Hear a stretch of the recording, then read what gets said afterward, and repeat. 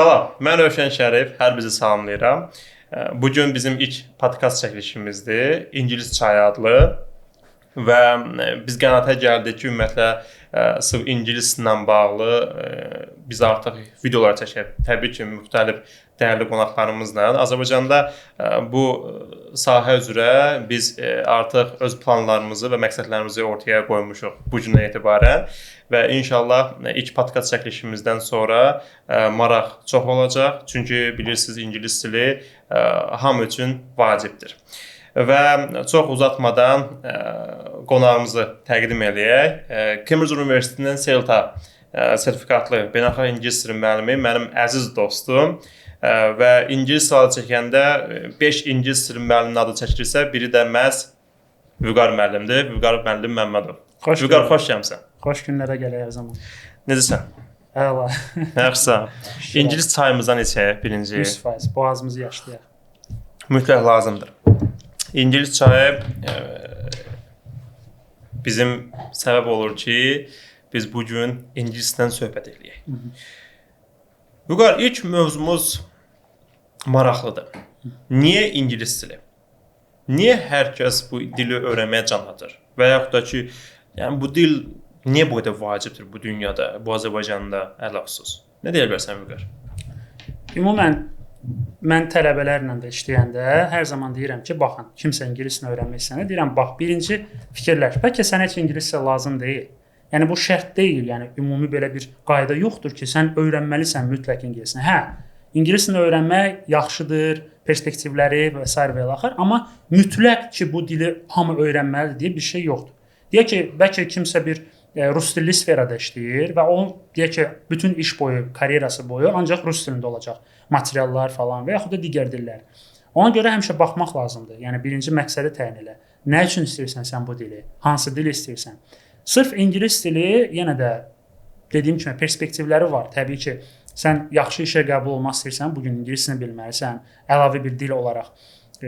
Bütün demək olar ki, ixtisasların kitabları ingilis dilində yazılır. İngilis və rus dillərində olur əksərən.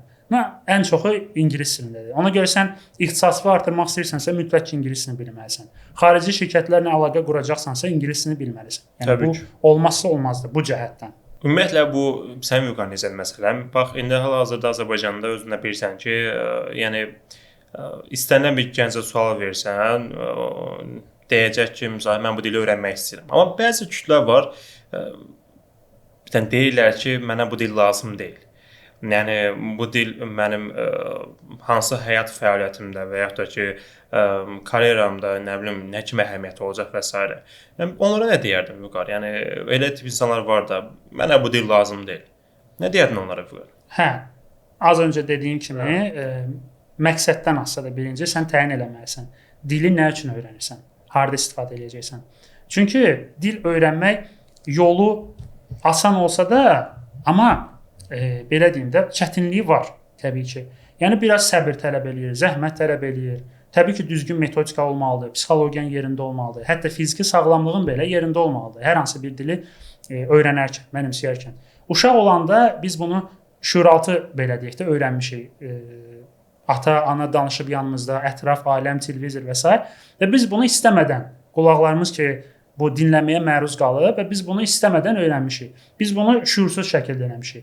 Şuurlu şəkildə bəlkə də eləsəydi, o zaman necə ki, indi ingilisini öyrənənlər şuurlu şəkildə gəlir öyrənir, amma çoxsu o finiş xəttini keçmir. Uşaq da əgər şuurlu şəkildə olsaydı, bəlkə hamı öyrənə bilməzdi öz doğma dilini. Ona görə uşaq dövründə insanın şuuru olmur. Yəni şuursuz öyrənirsən. İndi insan artıq dərk eləyəndə və deyirsən ki, məsələn, sənə bir 2 il lazımdır dili mənimsəmək üçün, öyrənmək üçün, bunu eləməlisən, onu eləməlisən və o qədər işlər olur ki, sən artıq deyirsən, oyda, yox, bu çoxdur da, çox zaman alır. Yəni, mən həm işləyirəm, yoruluram, idmana gedirəm, belə eləyirəm, ailə saxlayıram falan beşməkən və bütün bunların cəmində yeni bir şeyi öyrənmək, fərqi yoxdur, bu dil olsun, ya nəsə bir yeni bir sənət olsun, çətin gəlir adama. Və insan istər-istəməz pessimistliyə qapılır və tərk edir o şeyi. İndi yenə də bu biraz haşiyə çıxdım. Sırf sənin sualına cavab olaraq, bəli, bugün ingilis dilini öyrənmək mütləqdir. Yenə də o cəhətdən ki, sən əgər ixtisasını artıracaqsansa, sən deyək ki, heç ixtisası qoyuram qırağa. Deyək ki, sən film azarkeşsən, sən dəhşət filmləri çox sevirsən. Ya da musiqi dinləməyi sevirsən. Hə, yəni və yaxud istədiyin bir kitablar var ki, onu orijinalda oxumaq istəyirsən, kitab qurdusan da, həmişə tərcümələrini oxumusan, baxırsan tərcümələr tam da oturmur üstünə. Ona görə sən sırf özün üçün öyrənirsən ki, mən deyək ki, istədiyim filmlərə orijinalda baxım, istədiyim kitabları orijinalda oxuyum və yaxud da musiqilər. Bu sırf sənin özün üçün asılıdır. Yəni əgər sənin hobbinsə, sən bunsuz deyək ki, yaşaya bilmirsənsə, təbii ki, bu lazımdır.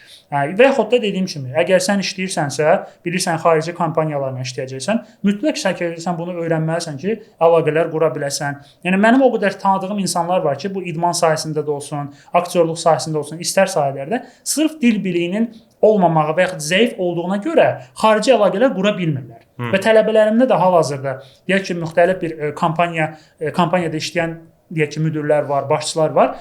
İngilis dillərini indi öyrənirlər və deyirlər ki, bəli, biz xarici kompaniyalarla əlaqə qura bilmirik. Ya tərcüməçiyə ehtiyac olur falan, bu da əlavə xərcdir, əlavə enerji tələb eləyir və s. Ona görə indi hamı bunu öyrənməlidir. Sırf bu cəhətdən. Amma ki, əgər sənin məqsədin yoxdur, sadəcə deyirsən ki, dostum öyrənib, dedim mən də elə belə öyrənim də. Bu cür məqsəd qoyanda 99% yarı yolda qoyur. Çünki o ağırlığın altına girə bilmirlər. Təsəvvür elə bilmirlər. Deyirsən ki, nə var ki, girəndən sonra o məsələnin necə ağır olduğunu görüb tərk edirlər. Amma yox, sən məqsədin, hədəfin olandan sonra sən heç nəyə baxmırsan. Sən doğru yolu da tapacaqsan, metodikanı da, müəllimi də və s. Deməli, məqsəd bir nömrədir də. Yəni biz əgər bir ilə başlayanda məqsədimizi bəlli etməliyik. Yaxşı, bəs Vüqar, ümumiyyətlə ingilis dilini bilməmək hansı həyati fürsəti əldən vermək deməkdir səncə? İngilis dilini bilməmək yenə də təkrar olmasın. Bax, bu bilmirsənsə ingilis dilini, sən deyək ki, hər hansı bir firmada müdirsən və yaxud lap adi bir işçisən. Sən xaricilərlə yenə də əlaqə qura bilməyəcəksən. Tərcüməçiyə ehtiyac olacaq. Ki, bugün baxırıq, məsələn, dünənləri səhv etmirəmsə, ya bir neçə gün əvvəl UFC-in burada Bakıya gətirildi və videolar viral oldu. İdmançının, döyüşçünün adı yadımda deyil. Ona jurnalistlər sual verirdilər və suallar çox qeyri belə müəyyən idi. Mən də gördüm onu. İdmançı başa düşmürdü sualları və təkrar deyirdi ki, mən başa düşmədim sizi. Həm tələffüz baxımından səhv idi, həm qrammatik struktur səhv idi. Çünki başa düşmür. Yəni ola bilər ki, sən qrammatik cəhətdən nə qədərsə səhvlər eləyə bilərsən, amma səni anlasınlar. Amma adam heç nə anlamadı. Yəni bir neçə dəfə sual verdi, dedi mən sizə anlamadım. Dünən gördüm mən də. Bax, bunlar lazımdır. Əgər bunlar olmasa, məsələn, sən jurnalistsən, tərcüməçisən, sən bunları sən mükəmməl olmasa da, yəni ən azından öz ixtisasının çərçivəsində yaxşı bilməlisən. Bunlar olmayanda bax belə bu səhvlərdən nəticə çıxarmaq da lazımdır bu qədər yəni. 100%. Mütləq yəni o ingilis dilini daha səlis və axıcı öyrənmək lazımdır. Əgər xüsusən yəni belə deyim jurnalist sahəsində çalışırsansa, belə deyim. Vüqar, həyatından deyək ki, ingilis dili tamamilə silinsəydi, hansı əsas 3 şeyi itirmiş olardı? İngilis dili silinsəydi. Birinci çörəyi. Yox, belə deyim də, yaxşı sualdır, amma sırf mən öz fikrimi deyirəm də. Mən ingilis dili müəllimi belə deyim, məktəbi bitirəndən beri olmamışam. Mənim ixtisaslarım fərqli olub. Professional idman sahəsində olmuşam, aktyor, kaskadyor sahəsində, IT sahəsində. Mənim ixtisasım əslində informasiya texnologiyalarıdır və kompüter təhlükəsizliyidir. Bu sahələrdə olmuşam. Sadəcə fərqli sahələri yoxlayandan sonra baxmışam ki, bu mənim sahəm deyil. Yəni özümü tapmamışam orada. Necə maraq var? Belə bir hekayə var. Qısaca deyəcəm onu. Bir padşah vəzirinə əmr eləyir ki, bəs get məsəl üçün bir balıqçı var orada, ya çəkməçi var orada. Deyir get deyinə ki, elan ver ki, çəkməçiliyi yığışdırırıq da bu sahədən də. Burada, yəni bu ölkədə, yəni bu vilayətdə çəkməçiliklə məşğul olmaq qadağandır. Yığışdırılır, deyir bir aydan sonra get bax gör o nə işlə məşğul olur. Gedir baxır, deyir şah sağ olsun, indi balıqçılıqla məşğuldur. Deyir balıqçılığı da yığışdırın. Yığışdırırlar. Deyir indi nə bilim filan şeylə məşğuldur, tarlaçılıqla, bostançılıqla falan. Yəni burdan moral nədir? Nə olur olsun, bir gün olmaya bilər. Sırf bu günə baxsaq, ingilis dili sahəsində, müəllimlik sahəsində görürük ki, AI-lar çıxıb və nə qədər adam deyir ki, AI ilə rahat öyrənmək olur və işləyənlər də var. İndi mən sınamamışam, denəməmişəm deyə bilmirəm dəqiq necədir. Amma bu günləri var və üzü yuxarı belə görünür ki, müəyyən bir müddətdən sonra AI-lar bütün sahəni ələ keçirəcək, bəlkə heç müəllimlərə ehtiyac olmayacaq. Amma bu o demək deyil, mən artıq müəllimliyə ehtiyac yoxdur, mən əlimi qoyum, acından ölməliyəm. Yox, sən həmişə mübarizədə olmalısan. Babam həmişə deyərdi, həyat mübarizədir. Bu olmadı, başqa bir işdən yapışmalısan. Olmadı, başqa bir işdən. Yəni həyat mübarizədir. Həmişə irəli getmək, nəsə öyrənmək lazım. Ona görə bu gün mənim sayəmdə də, yəni həyatımda daha doğrusu ingilis dili olmasa, bəli itirmiş olacağam nələrsə, amma nələrsə qazanacağam. Mütləq şəkildə. Doğrudur Vüqar, doğrudur. Vüqar, özün də bilirsən, bu Azərbaycanda bizlər deyək ki, nələrsə tərcümə eləyəndə ən çox hara müraciət eləyirik? Google Translate. Necə baxırsan bu məsələyə? Ümumiyyətlə bir tələbə ondan istifadə etməlidir yoxsa yox? Və ya istifadə etməlidirsə, necə istifadə etməlidir? Google Translate belə deyək də, mən universitet vaxtından həmişə deyirəm ki, universitetin mənə verdiyi internetlə tanışlıq oldu da, belə deyim də, istifadə eləmək, YouTube-dur, Google-dur, bunları mənə daha çox verdi. Ən çox bunu qazandım.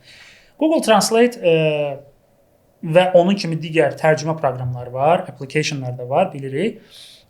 Yaxşıları da var, nisbətən zəifləri də var ki, normaldır və düşünürəm ki, bu get-gedə hətta inkişaf da eləyir. Mən universitet vaxtı yadımdadır, düz adları yadımdan çıxıb, müəyyən applar var idi ki, deyirlər ki, bu daha yaxşıdır. Məsələn, burada cümləni verəndə daha yaxşı tərcümə eləyir, burada bunu verəndə daha yaxşı tərcümə eləyir. Təkcə ona güvənmək olmaz.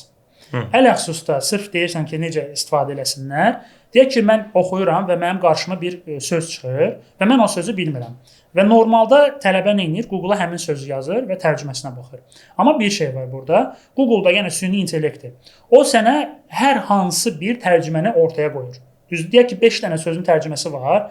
Axı biz bilmirik bu cümlədə bu söz hansı mənada tərcümə olunub, verilib. Amma Google deyək ki, bu internet onu bilmir. Söz əgər qoysan, o hər hansı bir sənə cavabı çıxardacaq. Və sən də baxırsan ki, axı bu cümləyə uyğun gəlmir. Ona görə mən həmişə tələbəyə deyirəm ki, elə olanda cümlənin özünü bütöv kopya elə, ora ver və orada artıq biraz daha dəqiq olacaq, sənə cavabı verəcək. Okay? Bu mütləqdir. Ondan əlavə də mən ən birinci bundan qabaq deyirəm ki, bax sözü qarşına çıxdı, bilmirsən. Sözü yazdın Google-da. Qabağında məsələn definition yaz və yaxud da meaning sözü yaz, orada müxtəlif saytlar çıxacaq.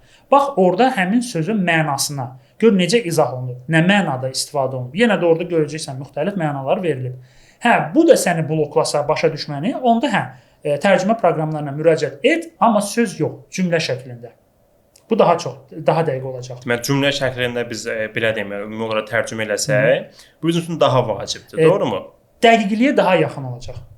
Yəni söz öyrənmək bir növ belə deyim də, əzbərləməyi daha çox. Yəni sanki qısa müddətli yaddaşı formalaşdırır, uzun müddətli yaddaşı formalaşdırmır. Heç bir faydası yoxdur. Heç bir faydası yoxdur. Məktəblərdən 11 il məktəbdə oxumuşuq da, ingilis dili keçmişik. Sözü də yaxşı öyrənmək üçün cümlə daxilini öyrənmək lazımdır. Ya cümlə, ya birləşmə şəklində, mütləq şəkildə bu lazım. Bu daha yaxşı yadda qalır. Məsələn, bir var sən öyrənirsən ki, ailə sözü ayrıca, rəqəmləri ayrıca, övlad, uşaq ayrıca. İndi gəl onu bir cümləni qurmağa çalış ki, məsələn, ailəm deyək ki, 5 nəfərdən ibarətdir. Family ibarət consist of, oca getdi. Artıq başqa cümlələr alınır və yaxud təbii olmayan cümlələr alınır. Amma sən onu təbii şəkildə cümləni görürsən, yəni originalda görürsən ki, tutaq ki yazıb there are 5 people in my family. Sən bunu belə öyrənəndə bu sənin yaddaşma belə deyim də cümlə şəklində gedir və daha doğru öyrənmiş olursan. Uşaqlar da həmçinin. Uşaqlara biz ayrı öyrətmirik ki, tutaq ki, getmək feili, gəlmək feili, bura sözü, məsələn, bunu öyrətmir. İndi gəl bura cümləsini qur. Yox. Gəl bura, al bunu ye, get papanın yanına, cümlə şəklində və yaxud dediyim kimi ifadələr şəklində, birləşmələr şəklində öyrənirlər. Digər dillər də elə öyrənir. Uşaqların da beynəlvərəkdir. 100%. Nəyə qabağına deyirsə, onu anidən qəbul edir. Ümumiyyətlə bu Vüqar söz əzbərləmə məsələsi özünə bilirsən də Azərbaycanda bu əksər bir çox kurslar hətta deyirəm, bir çox müəllimlər məsəl üçün ev tapşırığı verərkən sözlər verir. Məsələn gün ərzində 100 söz öyrən və yaxud da ki deyək ki aya 1000 söz öyrənsən daha yaxşı nəticə alır və s. Hətta mən bəzən rastlaşmışam, tələbə özü buna məcbur eləyir ki, yəni mən söz öyrənməsəm sanki dili öyrənməmiş belə deyim, hesab eləyirəm. Yəni dəfələrlə biz qeyd edirik ki, bunu Vüqar özün də bilirsən bunu ki, məhz sözü cümlə daxilində öyrənsə daha keyfiyyətli olur. Yəni biz sözbəsöz öyrənmək, yəni bu 1 həftəlik, 2 həftəlik bir prosesdir, yəni. Yəni danışanda da, yəni sən artıq ingilis dilində düşünmürsən. Azərbaycan dilində düşünürsən, bir də tərcümə eləyirsən. Bu da həm sənin vaxtını alır. Bunu fikrini çatdıra bilmirsən belə deyək Vüqar. Ona görə təbii ki, doğru deyirsən. Yəni sözü cümlə daxilində öyrənsə daha keyfiyyətli olur belə deyək. Vüqar, ümumiyyətlə ingilis dili bilənlə ingilis dili bilməyən arasında əsas fərq nədir? Fərq yenə də dünyaya açılış, dünyaya baxışdır. Dünya görüşü. Dünya görüşüdür. Yəni dili bilən biraz necə deyirlər, sual necə deyim, biraz təhlükəli deməyək, amma questionable sualdır. Yəni düşündürücü sualdır. Nəyə görə? Burada bir qədər Burada elə ki, ingiliscə bilməyənlərə mesaj yollayırıq da. Amma elə belə deyim də, məsələn bəzi insanlar var ki, ingiliscəni bilmirlər. Məsələn dünya səviyyəsinə baxanda ingiliscəni bilməyən insanlar, biznesmenlər çoxdur. Çoxdur. Amma baxsan ki, məsələn yaxşı gəliri də var, fərasətlidir. Bacarıqları var. Yəni burada bir məsələ budur ki, yəni ona görə deyirdim ki, dil bilmək mütləq deyil. Şərtdir, amma mütləq deyil. Ola bilər dili bilmirsən, amma digər bacarıqların var və o bacarıqlara əsasən sən yaxşı pul da qazanırsan, evin, maşının, hər bir şeyində var. Dil bilməyə ört-basdır eləyə bilir. Eləyə bilirsən, amma dedim ki, o bacarıqların onda üstələməlidir onu. Amma bir şey də var ki, dil bilib də yenə də heç nə eləyə bilməyən insanlar var. Baxırsan, insan da dil bilir, amma iş tapa bilmir. Çünki bacarıqları yoxdur. Lazım olan bacarıqları yoxdur. Onlara sahib deyil. Yəni ona görə dil bilmək bəli yaxşıdır, amma onunla bərabər sənin bacarıqların da olmalıdır.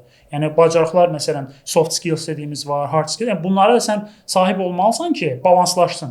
Yəni təkcə çünki dil nədir ki? Dil sadəcə bir alətdir. Sən o dildən istifadə edib öz istəklərini qazanırsan. Dildən istifadə edib dediyim kimi kitab oxuyursan, məlumat alırsan, peşəvi gücləndirirsən. Yəni bu alətdir. Yəni bu xüsusi bir deyək ki, şarm deyil. Mən ingilis dilini bilirəm, mən coolam. Bu əvvəllərdə belə idi. Mən oxuduğum vaxtlarda məsələn kimsə ingilis dilini bilən deyir, o idi, o cool deyir, o ingilis dilini bilir. O vaxtı keçib. Nə qəşəng danışır belə. Hə, belə cool belə sayılır da, yuxarı levelin insanlar. Amma indi elə deyil. İndi məcburiyyət deyil yəni. Deyil. Amma lazımdır. Dediyim kimi nəyə lazımdır? Düşünməlisən. Məqsədin nədir? Mən bir gün xaricə gedəcəmsə, Amerikada yaşayacağamsa, mən necə deyim ki, mənə ingilis dili lazım deyil. Mən gedirəm orada yaşamağa, təbii ki, lazımdır. Öyrənməlisən, sən danışacaqsan. Ünsiyyət qurmaq üçün. Mütləq şəkildə. Ümumən, yəni o bəzi şəxslərin deyək ki, müəyyən bacarıqları var ki, o sırf o dil bilməmək belə tərəfini gizlədə bilir.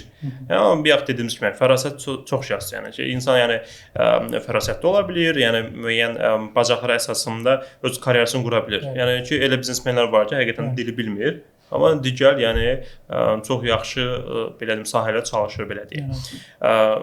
Vüqar, cəmi bir cümlə ilə motivasiya etsən, hansı ki daha doğrusu kimlərə ki, yəni o ingilis dilini öyrənmək istəyənlərə bir cümlə nə deyərdin yəni motivasiya olaraq?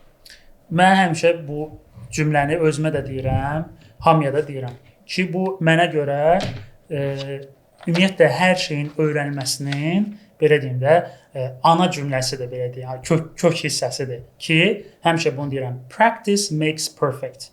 Yəni praktika mükəmməlləşdirir. Hər bir şeydə elədir. Məsələn, bu yaxınlarda maşın sürməyi öyrənmişəm. Təzə maşın sürəndə çaşırdım, nə bilim məsələn güzgülərə baxmırdım, ya deyək ki, yanışıqları yandırmağa və s.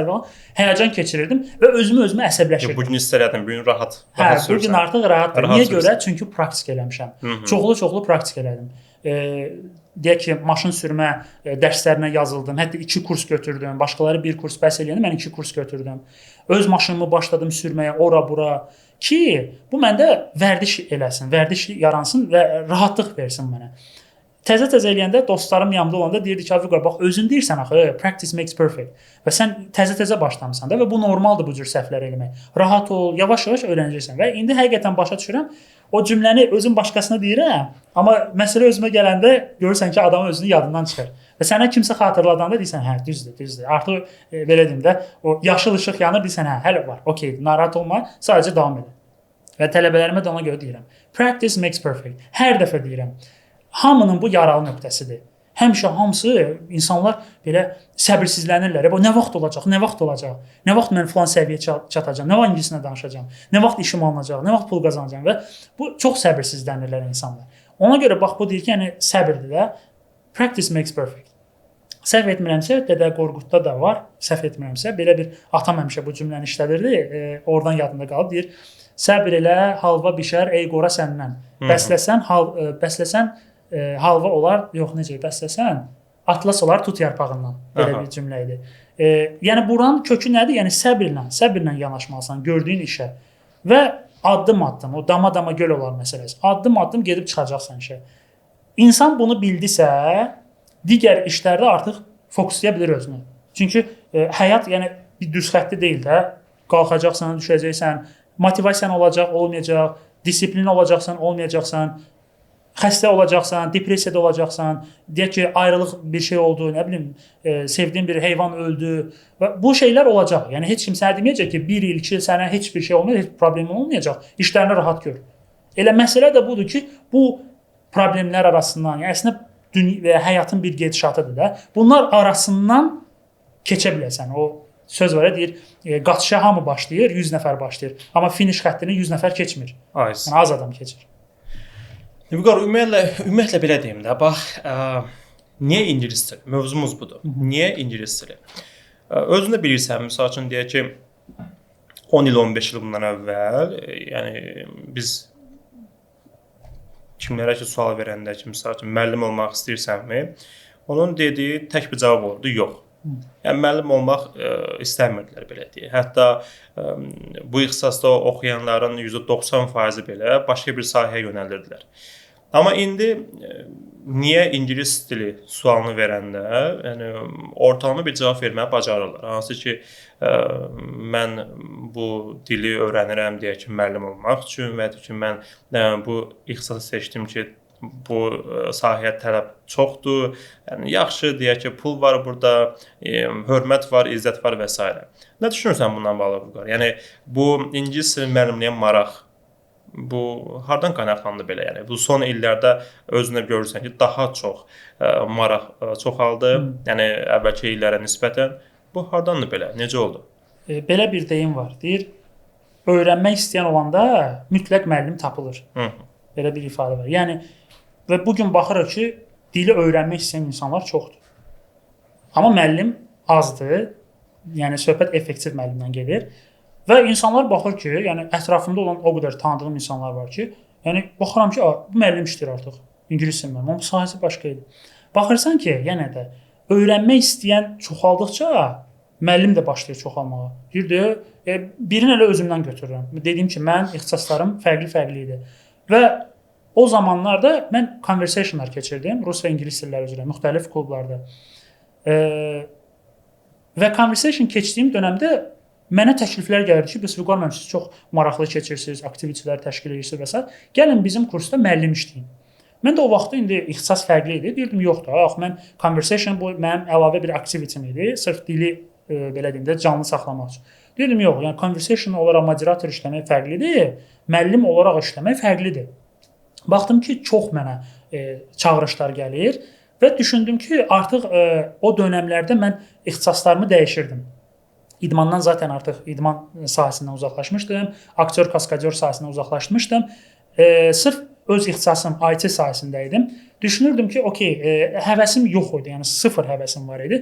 Özümü məcbur, hətta kursa da getdim, məcbur elədim ki, bəlkə də nəsə alınar. Amma gördüm, yox, həqiqətən özünü nə qədər məcbur eləsən də, yəni yoxdursa, istək yoxdursa olmayacaq, çox getməyəcək. Və düşündüm ki, bu ixtisaslar üzrə belə deyim də, baş vurdım, çıxdım. Və indi qalmışam, deyək ki, belə Lorudla desə, işsiz qalmışam da. Bir dənə moderator olaraq fəaliyyət göstərirəm və təklif gəlir müəllim olaraq. Düşündüm, təklif gəlirsə, deməli ki, istəklər çoxdur. Öyrənmək istəyənlər, tələbələr çoxdur. Yəni conversationlara gələndə görürdüm. Nə qədər 20-30 nəfər görürdüm ki, conversationlara adam gəlir. Düşündüm ki o zaman niyə də mən özümü təkmilləşdirməyim. Zaten ingilisini bilirəm. İngilisini bilmək müəllim işləmək demək deyil, yəni müəllim olmaq deyil. Necə ki Azərbaycan dilini bilirik, yəni amma hər adam Azərbaycan dilindən dərs deyə bilər. Yox, bu anlayışa gəlmir. Yəni metodikasını bilməlisən, tələbələrin işləmə qayda, hər bir şeyi bilməlisən də. Yəni A-dan Z-yə bilməlisən, müəllimsənsə. Və düşündüm ki, əgər belə bir istək varsa, niyə də olmasın? Yəni zaten özümdə düşündüm ki, 3 istiqamət üzrə həmişə uşaqlıqdan istəyim olub. Bir, idman sahəsi üzrə, yəni idmançı olmaq istəmişəm. Bir, aktyorluq sahəsi üzrə ki, aktyor olmaq istəmişəm. Bir də dilçilik sahəsi üzrə istəmişəm ki, dilçi olum. Müxtəlif, çoxlu dillər öyrənim. Və baxdım ki, filan sahələri keçdim artıq. Və dil sahəsində hal-hazırda dayanmışam. O zaman özümdə qərar verdim ki, bir müəllim tapacağam, IELTS, yəni beynəlxalq bir sertifikat əldə edəcəm. Ondan sonra başlayacağam müəllim olaraq fəaliyyət göstərməyə. Amma o dövrdə mən bilmirdim IELTS nədir, ümumiyyətlə CELTA, TESOL bu şeylərdən heç anlayışım yox idi. Və bir başladım müəllim axtarışında. Hərə bir müəllim tövsiyə edir ki, bu IELTS müəllimi budur, odur, qəşəngdir falandır. Və elə qismət oldu ki, bir müəllim Orxan Həsənov, bir müəllimi tapdım və onun deməli Instagram sahəsinə baxdım. Bütün videolarını izlədim. Gördüm ki, bu fərqli insandır. Yəni fərqli məsələlər danışır. Digər müəllimlərə də baxırdım. Gördüm ki, aşağı-yuxarı hamısının strategiyası eynidir. Amma Orxan müəllim də fərqli idi. Və mən Orxan müəllimlə əlaqə qurdum və öz istəklərimi bildirdim. Dedim ki, bax mən bunu istəyirəm. Mən zaten ingilisini bilirəm. Yəni mən ingilisini öyrənmək lazım deyil. Mən istəyirəm müəllim olum. Məni yəni müəllim olaraq yetişdirin. Və sağ olsun Orxan müəllim də bir-birimizi anladıq. Başladıq bir yerdə işləməyə. Tam olaraq 1 il, 1 ay mən Orxan müəllimlə məşğul oldum. Məsələn, mənə sual veriləndə ki, Vüqar müəllim, bəs ingilis necə belə inkişaf edildi? Deyirəm, okey, mən öz yolumu deyəcəm, necə inkişaf elətdirdim. Amma sən də elə istəyirsənsə, məndən az eləməməlisən. Məndən çox eləməlisən ki, az eləməməlisən. Hə, necə? Deyirəm ki, bax, yəni şişirdilmiş deyil, həqiqətən mən 5-8 saat gün ərzində ingilis dilindən məşğul olurdum. Mən demirəm, hamı da bunu eləməlidir. Çünki mənim hazırlaşdığım dövrdə mənim başqa işlərim, yəni belə deyim də, məsuliyyətim yox idi çox. Ona görə də mən çox vaxtımı ayıra bilirdim. 5 saat, 8 saat vaxt ayıra bilirdim. Yəni podkastlar işləyirdim, hekayə kitabları, filmlər, mahnılar, yəni ətrafında bir mühit yaratmışdım. Və o mühit üzrə də davam edirdim. Amma digər insanlara deyəndə, məsələn, 3 saat təbii ki, hamıda vaxt olmaya bilər. Deyirəm, okey, 1 saat var, 1 saat məşğul ol. Deyək ki, mən 1 ilə əldə eləmişəm, sən onu ola bilər 1 saat məşğul ol, 3 ilə əldə eləyərsən. Tələsmirik ki, yəni sən tələsmirsən. Yox, tələsirsənsə, müəyyən şeyləri qurban verməlisən. Deyək ki, filan şeydə məşğul olmayacaqsan, nə bilim, əlavə iş götürməyəcəksən, dilə daha çox vaxt ayıracaqsan. Nə bilim, idmana 2 saat eləməyəcəksən, 15 dəqiqə evdə işləyəcəksən, buna daha çox vaxt ayıracaqsan ki, daha tez deyəndə səhv anlaşılma olmasın. Mən həmişə o mübarizə aparım, tez bazar kurslara qarşı. Yəni tez olmaq deyilsən, 6 ay, 3 ay nəticə əldə edəcəksən. Yox, yəni 1 il yenə də məşğul olmalısan. Sadəcə olaraq keyfiyyətin daha çox olacaq. Aydındır? Hə, yəni sırf o müəllim məsələsinə də gələndə bu gün yenə də insanlar baxır ki, öyrənmək istəyən çoxdur. Deyirlər, tamam, o zaman mən də müəllim olum. İngilisini bilirəm, başlayım müəllimlik eləməyə. Amma baxırsan, həmin o bayaq dediyim effektiv müəllimlər azdır. Çoxalma üzrə gedir. Bu sevindirici haldır. Məsələn, CELTA sertifikatlı müəllimlər artır. Amma effektiv müəllimlər azdır. Azdır. Amma dediyim kimi çoxalma üzrə gedir. Yəni mən Instagramda baxıram, müəllimlər çıxır qabağıma, görürəm, maşallah. Filan kəs müəllim var, CELTA sertifikatı var, TESOL sertifikatı var kimdəsə. Ən acınacaqlı halı odur ki, burada 2 məsələyə toxunacağam.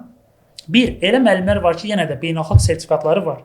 Bilirlər necə doğru şəkildə keçmək lazımdır, amma yenə də köhnə stildə keçirlər. Söz əzbərlətdirmə, qrammatika və s. Yenə də köhnə stildə keçirlər. Bu acınacaqlı hallardan biridir.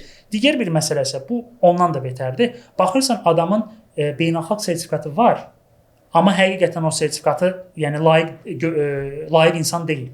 Yəni sertifikatı alıb hansısa bir yolla o məsələyə toxunmuram. Amma baxırsan ki, adamın yəni o sertifikatın əldə etmək üçün lazım olan o bacarıqları yoxdur. Yəni dərs keçir, özünün ümumiyyətlə dili zəifdir, dərs metodikası yoxdur və yaxud zəifdir, yenə də köhnə stildən istifadə edir. Bu lap acınacaqlı haldır. Çünki mən əvvəllər rahatlıqla kimsə indi məndə yer olmayanda və yaxud başqa müəllim istəyəndə deyirdim ki, filan kəs müəllim var, beynəlxalq sertifikatı var, gedin. Amma indi rahatlıqla deyə bilmirəm. Deyirəm, araşdırın. Çünki ola bilər var sertifikatı.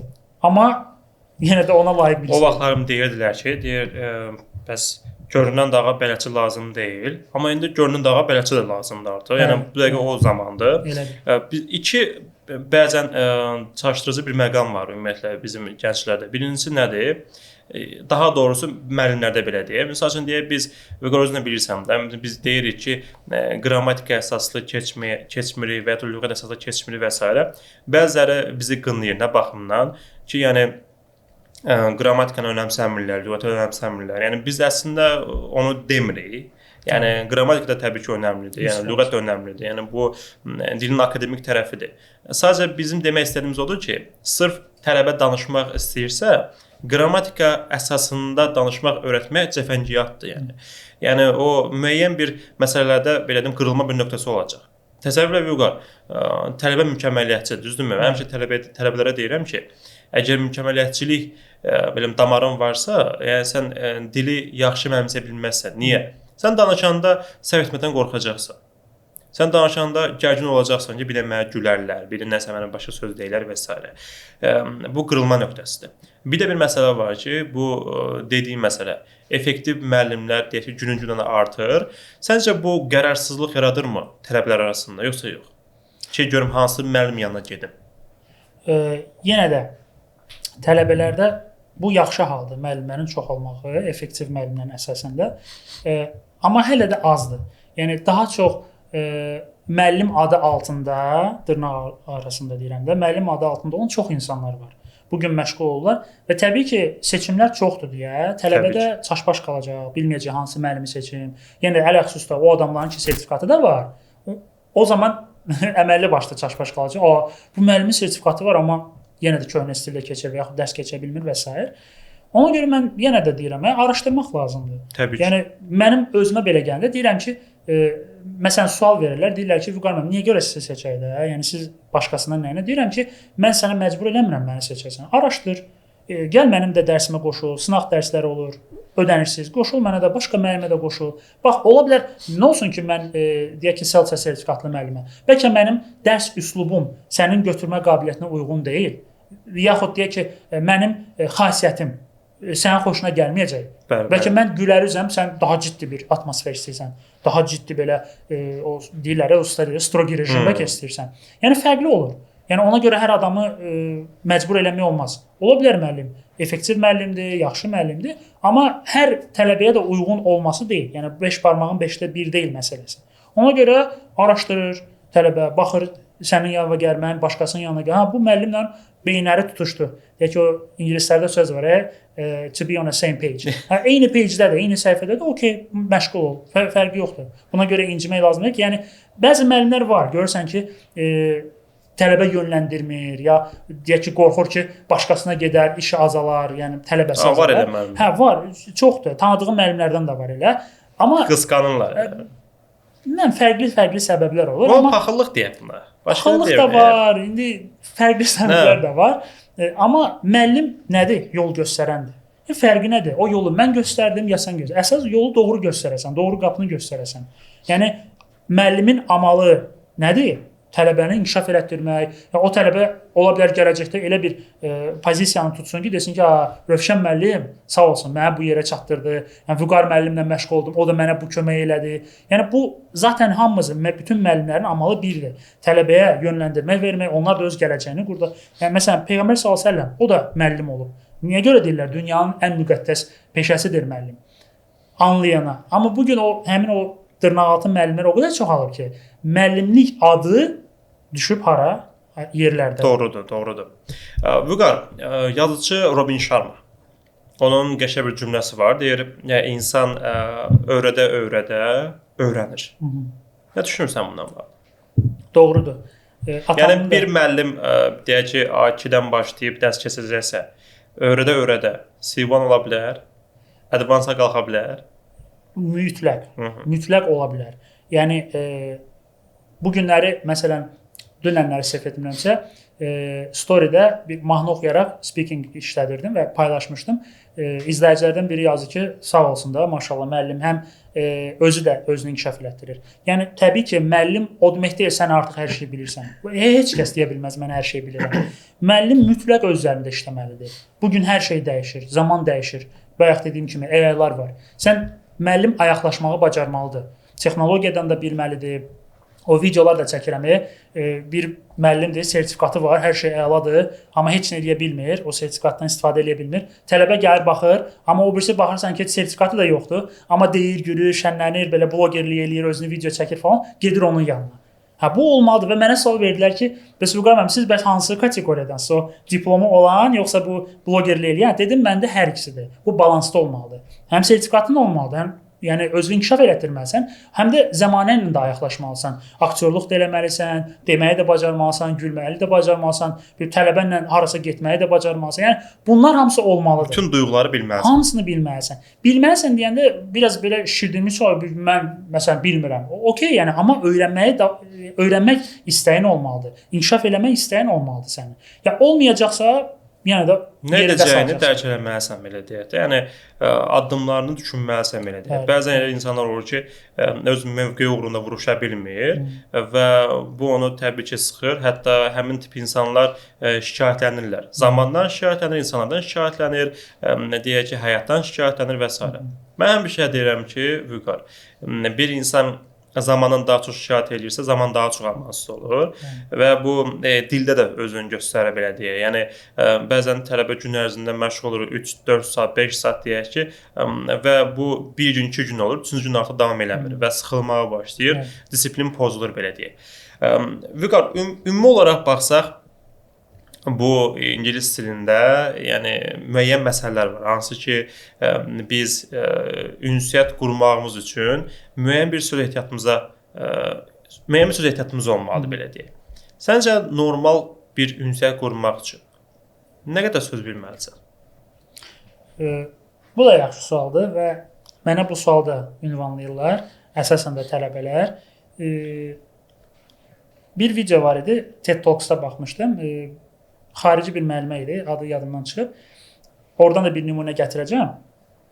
Ondan qabaq deyim bir məsələni. Deyirəm ki, bax, söz bazanın nə qədər olması, onu deyəcəm axırda. Söz bazanın nə qədər olmasından daha önəmlisi səndə olduğun söz bazası ilə özünü təsvir etməyi bacarmaq. Yəni necə istifadə edə bilirsən o sözləri? Ola bilər sən 10.000 söz bilirsən, amma istifadə edə bilmirsən, danışığın yoxdur. Amma elə adam var ki, 500 söz bilir, rahatlıqla özünü ifadə edə bilir, insanlarla danışır, ünsiyyət qurur. Ona görə nə qədər söz bilməyi yox, nə qədər söz istifadə etməyin daha önəmlidir. Məsələn, hekayə kitablarına baxsaq bu gün, bu səviyyə kitabları olur da, kitabın sonunda yazılır level 1, 2, yəni beginner səviyyəsi, elementary və s. Məsələn, beginner səviyyəsi üçün, starter səviyyəsi üçün yazılır 150-200 söz. Yəni 200 sözü bilərək bir kitab ərsəyə gətirmək olur. Yəni bu kitabın içində olur, dialoqlar var, danışıq var, fikir var. Yəni 200 söz bilərək sən bir kitab ərsəyə gətirə bilirsənsə, deməli 200 söz bilərək sən danışa da bilərsən, özünü ifadə edə bilərsən. Amma istifadə edə bilirsənsə, aydındır. Həmin o bayaq TED Talks məsələsinə qayıdım. Həmin o müəllimə deyir ki, səhv etmirəmsə deyir İndoneziyadaydım, bir aptekə yaxınlaşdım. Orada deyir 2 nəfər satıcı var idi. Biri baxsan belə geyinib, deyir belə kostyumda falan. Deyir mən ona sual verdim. Deyir beynim üçün nəsə yadımdan çıxıb yenə məsələ. Beynim üçün deyir hansısa bir dərman axtarırdım və həmin adama sual verdim. Deyir mənə başladı akademik danışmağa, nəsə heç nə deyir başa düşmədim. Yəni sonda öz istəyimə nail ola bilmədim. Yəni hansı dərman alım da belə deyək. Hansı preparat alım bilmədim. 2 preparat var idi. Baxdım ki deyir orada bunu başa düşə bilmirəm amma akademik danışırdı da adam. Deyir nəsə danışır orada falan falan. Başa düşə bilmədim onu. İkinci nəfərə yaxınlaşdım. Deyir mənə çox sadə deyir. Onun da deyir ingiliscəsi gördüm ki, çox zəif idi. Bir neçə söz bilirdi. Amma bir neçə sözlə mən deyir istəyimə çatdım. Bildim ki, hansı preparat almaq lazımdır. Mənə dedi ki, 2 dənə söz dedi. Brain və heart sözü. Dedi ki, məsələn, is your brain okay or not? Deyir mən də dedim ki, yes, my brain is not okay. Dedi, is your heart okay or not? Deyir, yes, my heart is okay. Deyir, okay la, take this. Sadə. Yəni beynin yaxşıdır, yox. Deyirəm beynim yaxşıdır, deməli bunu götürməliyəm. Görürsən sadə sözlərlə öz fikrini ifadə edə bildi. Ümumilikdə isə 1000-2000 söz bilərək rahat şəkildə sən özünü ifadə edə bilərsən. Xaricilərlə danışa bilərsən, amma onu mükəmməl şəkildə, yəni 2000 söz bilirəm yox ha, cümlə daxilində bilmək lazımdır onları.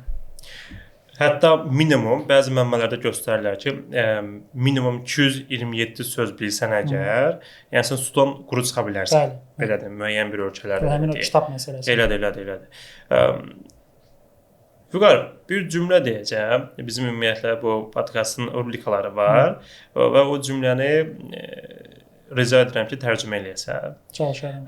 Və hətta bu cümlə belə deyim, yayılan məlumatlara görə ən çətin tərcümə olunan cümlələrdən biridir ingilis dilində. Cümlə budur. Hazırsan? 6-cı xəstə şeyxin 6-cı qoyunu xəstədir. İndi baxıram 6-cı xəstə şeyxin 6-cı qoyunu xəstədir. İndi podkasta baxıram deyir, "Bayaqdan danışır özündən." Ya indi tərcümə elə. Bu ən belə deyim çətin belə deyim, yəni tərcümə olunan cümlələrdən biri sayılır. Açığı mən bunu araşdıranda da yəni mənə qəribə gəlmişdi. Hətta yəni belə deyim mənbələr belə qeyd eləyir ki, yəni bu hətta mən belə deyim saytda sənə deyəcəm bu hansı mənbələrdən. Qəribədir yəni. Yəni qeyd olunur ki, yəni bunu doğru bir tərcüməsi tapılmır belə deyə, amma yəni müəyyən bir söz yığınından ibarət olaraq nəsə deyə bilər. 6-cı xəstə şeyxin 6-cı qoyunu xəstədir. Necə deyə bilərsən? Onu sən belə. Belə misal üçün deyək ki, biz əgər bunu sözbəsöz desək, 6-cı necə gedir? Sixth. The sixth. Aha, sheep of the sea. Şeyx. Yes, is sick. Is sick. Okay. Bu söz yığını olaraq bu biz doğru variantə gəlir. Amma bu cümlənin müəyyən ümumi olaraq tərcüməsi, yəni fərqlidir. Fərqlidir yəni. Qəribə bir tendensiyası var. Yəni tam bir doğrunu tapa bilmirlər. Amma bir məsələ də var da. Biz hər hansı bir cümləni tərcümə edəndə, deyək ki, ingilis dilini Azərbaycan dilinə və yaxud əksinə, sözlər fərqli və həmçinin mədəniyyətlər fərqli olduğuna görə dildən dilə də mənasız olaraq gəlir. Yəni. O fərqli dəyişə bilər. Məsələn, tələbələr həmişə bu məsələdə çaşdırırlar. Deyək ki, have məsələsində, tutaq ki, deyirlər ki, məsələn, I have a car. Mənim maşınım var. Amma deyirlər, müəllim, axı orada my have a car olmalıdır. Çünki mənim sözüm my'da. Amma biz deyirik I have a car. Deyirəm, okey, have sözü orada biz tərcümə edəndə deyirik. Məsələn, mənim maşınım var. Amma have sözünün tərcüməsi sahib olmaqdır. Bəli, have özünün içində var artıq. Hər fərq, daha doğrusu sözbəsöz eləsək, mən sahibəm maşına deməkdir. Mən sahibəm maşına. Amma biz real həyatda elə danışmırıq axı. Mən sahibəm qardaşa, mən sahibəm. Sadə deyirik ki, mənim maşınım var, mənim qardaşım var. Yəni ona görə hər bir ifadəni digər bir dildən öz dilimizə, yəni başqa bir dilə çevirəndə həmişə üst-üstə düşməyə bilər. Və digər bir nümunə, məsələn, mənim deyək ki 37 yaşım var deyirik. Mənim 37, amma ingilis dilində yenə biz orada demirik my sözü, I am 37. Yes. Vəssalam. Amma onu da tərcümə eləyəndə mən 37-yəm kimi çıxır. I am 37. Mən 37-yəm. Amma görürsüz, tərcümədə yəni bir var bunun hərfi tərcüməsi, bir də var məna tərcüməsi. Biz məna tərcüməsinə həmişə fokuslanır ki, I'm 37 deyəndə deyir ki, okey, mənim 37 yaşım var. Bu bunun məna tərcüməsidir. Və məna tərcüməsinə də elə fokuslanmaq lazımdır. Sən bilirdin də, Vüqar, ümumiyyətlə bu have özü qədim mənbələrdə yəni normal bir feil kimi istifadə olunurmuş. Necə yəni buna s artırırlarmış, buna ed artırırlarmış keçmiş zamanda. Have də olurmuş, haves olurmuş. Hətta bu zamanla belə deyim, artıq bunu oradan es-i götürüblər, ed-ni götürüblər və müəyyən has və had olaraq qiymətləndiriblər. Belə dilin bir maraqlı tərəfləri var belə deyək. Rubrikalardan biri nədir? Qəribə bir söz deyəcəm. Onun tələffüz forması tap gör necədir? Dişi qoyuna nə deyirlər? Dişi qoyun? Dişi qoyuna nə deyirlər? Yəqin ki, onun bir xüsusi adı var. Yəni şəxs əvəzliklərindən biridir və eyni tələffüz olunur. Dişi qoyun. Yəni bildiyimiz sheep, amma indi burada bəli, sheep bilirsən də, yəni indi ümumi qoyun gedirlər belə deyək. İndi dişi qoyun içindən seçirlər, bir dənə söz yaradıblar. Tələffüzü də eyni ilə bizim bildiyimiz şəxs əvəzliklərindən biridir. Nə olacaq? You. Dişi qoyun you. E-W-E. Yazılışı bu cürdür. E-W-E. E bizim ingilislərin E-si. Okay, E. W də E. E-W-E. Bəli. O biraz da bizim uşaqların başa düşəcə dedilsə evə. Tələffüzü you. Bildiyimiz şəxs bəli səndən eynidir. Maraqlıdır. İndi mənə maraqlıdır ki, Vüqar, biz birinə I love you deyəndə yəni qəribə bir tərcüməsi çıxa bilər bunun. Mən dişi qoyunu sevirəm. Və çox qəribə bir şeydir. Yəni dişi qoyun U ilə eyni tələffüz formasındadır. Yəni bu kimi məsələlər çoxdur da. Məsələn növbə necə yazılır? Way. Hətta mən bir dəfə bir seminarda idim. Dedim bəs o sözü yazmışdım prezentasiyada, slaydda. Dedim bunu tələffüz eləyin. İnan səmimiyyətimə hardasa 5-10 nəfər way dedilər. Yəni o-ni daha da uzatdıla biləcək. Əslində orada bizim q, yəni q hərfindən yəni iş bağlanır belə deyə. Növbəti rubrikamızda nədir? Deməli